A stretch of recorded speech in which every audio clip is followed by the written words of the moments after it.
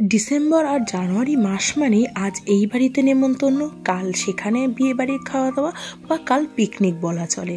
কিন্তু যতই মানুষ বাইরে খাক না কেন, আলটিমেট ঘরের মাছের ঝোল ভাত কিন্তু ভীষণ পরিমাণে মানুষের মন টানে।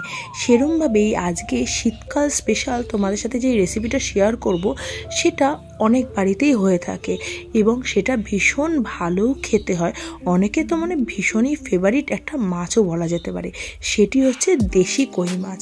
তো চলো রেসিপিটা শেয়ার করি, তার জন্য অবশ্যই ভিডিওটাকে স্কিপ না করে ফুল ভিডিওটা দেখো। তো সবার প্রথমে কড়াইতে তেল গরম করে দিয়ে দিলাম বেশ কিছুটা সর্ষের তেল। আমাদের বাড়িতে জেনারেলি সর্ষের তেলেই রান্না হয়, তোমরা চাইলে অবশ্যই সাদা তেল বা রিফাইন তেল ইউজ করতেই পারো। এবার তেলটা ভালো করে গরম হয়ে গেলে এর মধ্যে দিয়ে দেবো কই মাছগুলো। কই মাছ যেহেতু জ্যান্ত মাছ, অবশ্যই এটা একটু লাফালাফিও করতে পারে, তো খুব সাবধানে তোমরা ভেজে নেবে। এবার সেই কই মাছগুলো এপিট ওপিট করে ভেজে আমি তুলে রাখলাম। হ্যাঁ, সেই ক্ষেত্রে আমি একটা সাজেশন দেবো, খুব বেশি কড়া করে ভাজবে না। তো চলো এর একটা মশলা তৈরি করে নিই। তার মধ্যে পেঁয়াজ, আদা এবং লঙ্কা এবং টমেটো, তার সাথে একটুখানি জিরেও দিয়েছি, ভালো করে আমি বেটে নেব। তোমরা চাইলে এখানে নর্মাল যে জিরের গুঁড়ো পাওয়া যায় সেটাও ইউজ করতে পারো। তো এরকমভাবেই উলট পালট করে আমি মাছগুলোকে ভেজে নিলাম। খুব কড়া করে আমি ভাজলাম না, তোমরা দেখতেই পাচ্ছ, কারণ এগুলো দেশি মাছ, তো খুব কড়া করে ভাজলে এর স্বাদ তোমরা পাবে না। এবার ওই কড়াইতেই দিয়ে দেবো আরও একটু তেল, দিয়ে দেবো জিরে ফোড়ন। এবার জিরেটা একটু ভাজা করে নিয়ে আমি দিয়ে দেবো একটা শুকনো লঙ্কা ফোড়ন। এটা সম্পূর্ণ অপশনাল, তোমরা নাও দিতে পারো। এরপরে যে পেস্টটা করে রেখেছিলাম কাঁচা লঙ্কা, পেঁয়াজ, টমেটো দিয়ে এবং জিরে দিয়ে, সেই পেস্টটা দিয়ে দিলাম।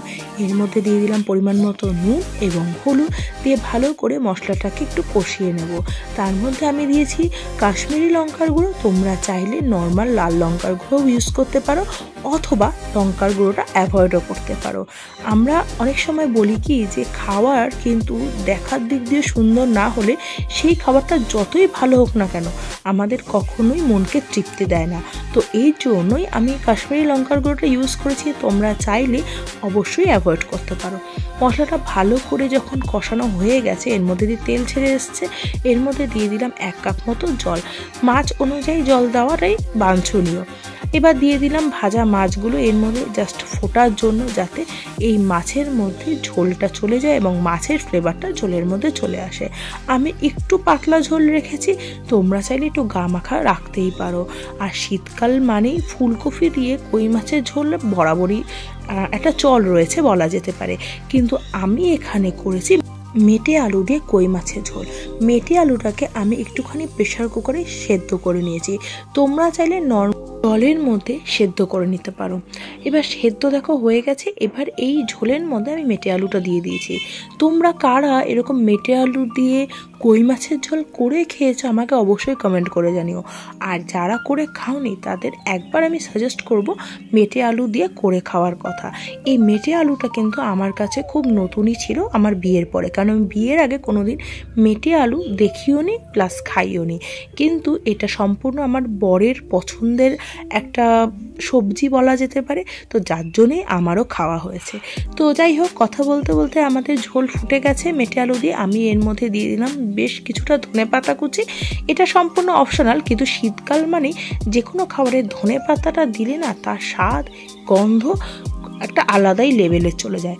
তোমরা যারা ধনেপাতা পছন্দ করো, আশা করি তোমরা সবাই আমার সাথে একমত হবে। তো আমাদের রেডি হয়ে গেল কই মাছের ঝোল। এবার আমি থালায় বেড়ে নিচ্ছি। তো আশা করি তোমাদের এই রেসিপিটা ভালো লেগেছে। যদি ভালো লেগে থাকে তাহলে লাইক, শেয়ার অ্যান্ড কমেন্ট করতে ভুলো না। আর এরকম পুরোনো দিনের কে রান্না দেখতে চাও উইথ নিউ টুইস্ট, তারা অবশ্যই আমাকে কমেন্ট করে জানিও। আর এরমভাবে একবার অন্তত ট্রাই করে দেখো। তো যারা ভিডিও দেখেছো তাদের অসংখ্য ধন্যবাদ, আর যারা দেখোনি তারা একবার প্লিজ দেখো।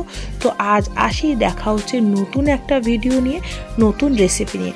ততক্ষণে কিপ ওয়াচিং হেসেল কাহিনী and do not forget to subscribe হেসেল কাহিনী। Thank you and bye by.